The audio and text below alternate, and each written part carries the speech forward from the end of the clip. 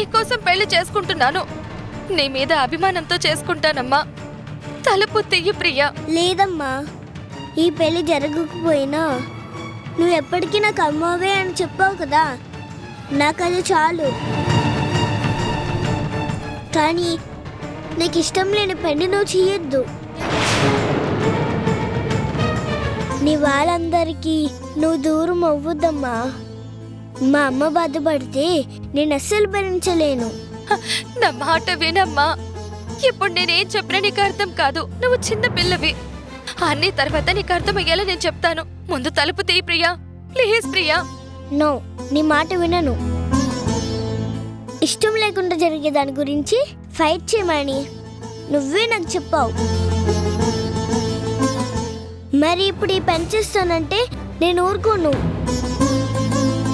నేను వెళ్ళి వెంటనే డాడీతో చెప్పేస్తాను, ఈ పెళ్లి చేసుకోకు డాడీ, అమ్మకి ఇష్టం లేదని చెప్పేస్తాను. ప్రియా, ప్రియా, ప్రియా. ఆ పాప ఆవేశం చూస్తుంటే చెప్పేసేలా ఉంది. లేదంజీ, ఇన్ని రోజులు నేను ప్రయత్నించిన దానికి ఫలితం దక్కే సమయంలో ఇలా జరగకూడదు. మనం ఎలాగైనా ఈ గది నుంచి తప్పించుకోవాలి.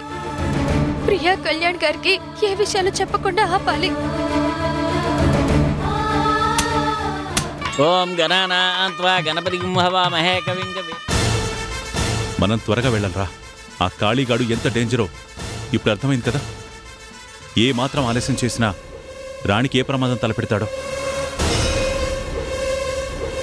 ఎట్టి పరిస్థితుల్లోనూ ఆ కాళీని మనం పట్టుకోవాలి. నువ్వు చెప్పేది నిజమేరా శంకర్.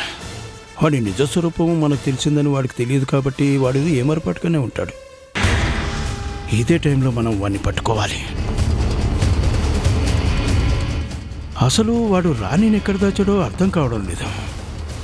ఎలా తెలుసుకోవాలో కూడా తెలియడం లేదు. అదరా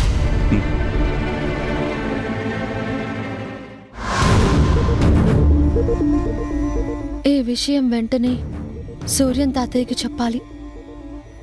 ఏవండి, సూర్యన్ తాతయ్యకి కాల్ చేసి చెప్పండి.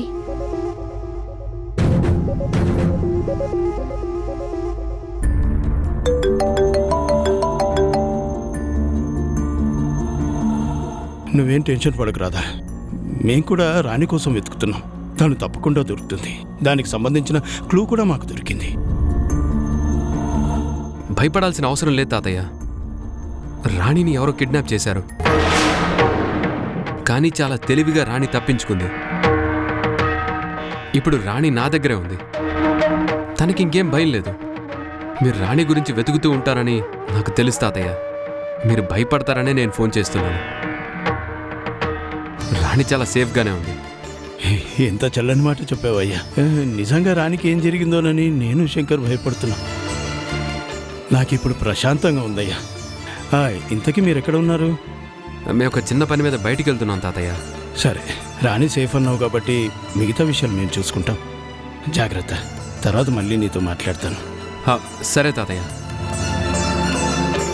ఏంట్రా రాణి అంటున్నావు? మన అనుమానం నిజమేరా. రాణి కిడ్నాప్ అయింది, కానీ తను అక్కడి నుంచి తప్పించుకుంది. ఇప్పుడు రాణి సేఫ్. రాణికి ప్రమాదం లేదు కాబట్టి మనం వెంటనే ఆ కాళీని పట్టుకోవాలి. వాడి ఇక్కడికి వస్తే మాకు వెంటనే ఇన్ఫార్మ్ చేయి. మేము ఇప్పుడు వాడి ఇంటికి వెళ్తున్నాం. వాడు అక్కడే ఉన్నాడంటే పోలీసులకు కూడా ఫోన్ చేద్దాంరా. ఏ వైపు నుంచైనా వాడు తప్పించుకోవడానికి వీల్లేదు. వాడిని ఆపేయాలి. తొందరగా వెళ్దాం పద.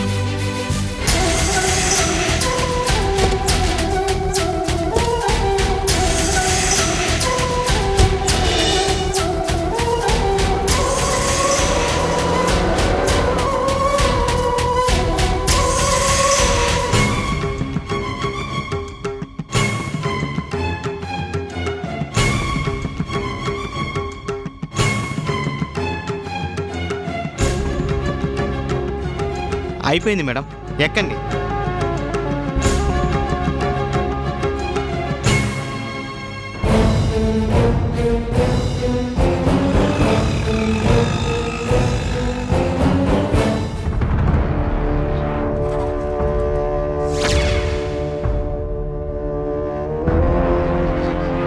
తప్పించుకుంది నాన్న. ఆ కీర్తి తప్పించుకుంది. దాన్ని ఎప్పుడో చంపేయాలనుకున్నాను, కానీ మామ ఆస్తి రాయించుకున్నాక మట్టు పెడదామన్నాడు.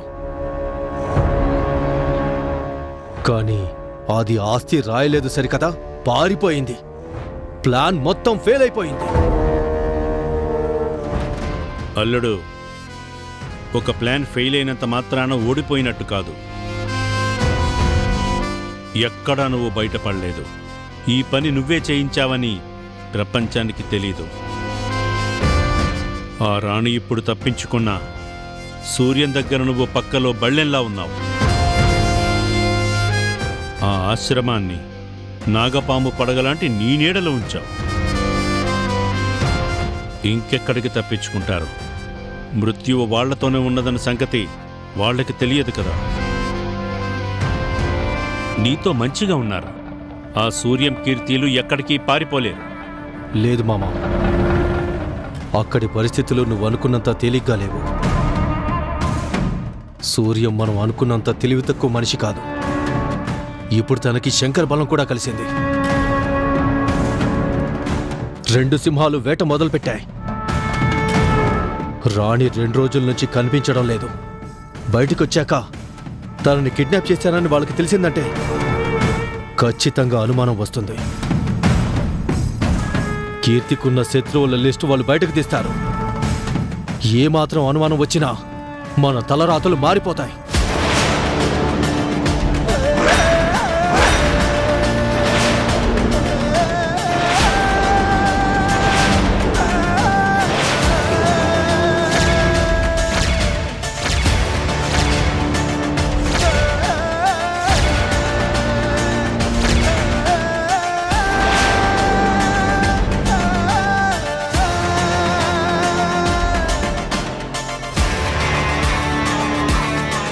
మీ నాన్న తెలివైనవాడేరా. మీ నాన్నకన్నా గొప్ప తెలివైనవాడు నువ్వు. ఇన్నాళ్ళు మమ్మల్ని నమ్మించి మోసం చేశావు, కానీ ఈరోజు నీ నిజస్వరూపమేంటో మాకు తెలిసింది. ఆ రోజు మా కుటుంబాన్ని మీ నాన్న చిన్న అభిన్నం చేశాడు. ఈరోజు మాకు ప్రాణమైన మనిషిని నువ్వు అంతం చేయాలని చూస్తున్నావు.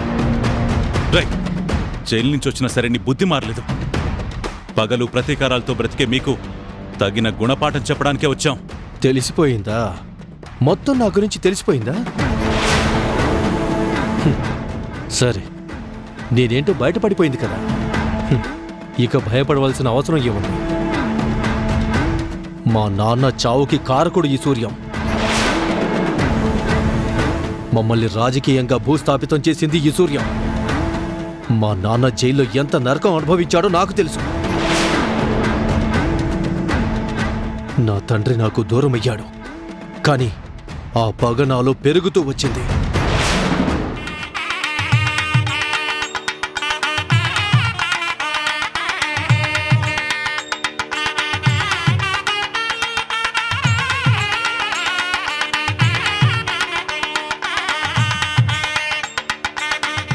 ప్రియా, ఏంటమ్మా, ఎందుకలా పరిగెత్తుకుంటూ వస్తున్నావు? అమ్మకి పెళ్లి ఇష్టం లేదు అంకుల్.